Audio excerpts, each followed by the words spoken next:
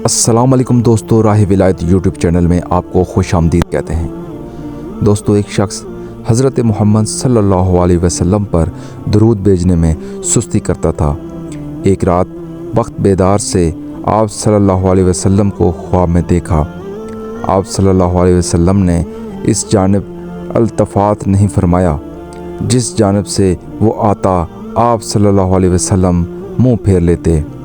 اس نے وجہ دریافت کی اور عرض کیا، آپ صلی اللہ علیہ وسلم مجھ سے خفا ہیں۔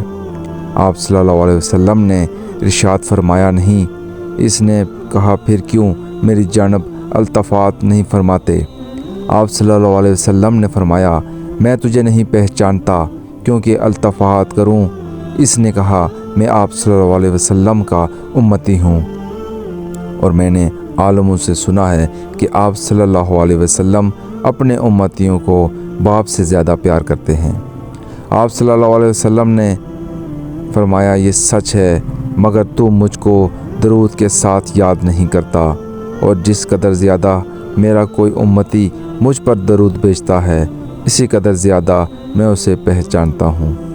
خواب سے بیدار ہونے کے بعد اس نے پابندی سے ہر روز 100 بار درود شریف پڑھنا شروع کر دیا۔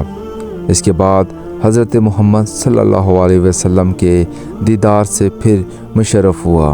آپ صلی اللہ علیہ وسلم نے فرمایا کہ میں تجھے خوب پہچانتا ہوں اور قیامت کے دن تیری شفاعت کروں گا۔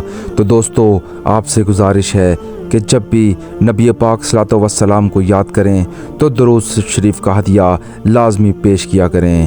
آپ پر بے شک اللہ اور اس کے فرشتے درود پاک بھیجتے ہیں۔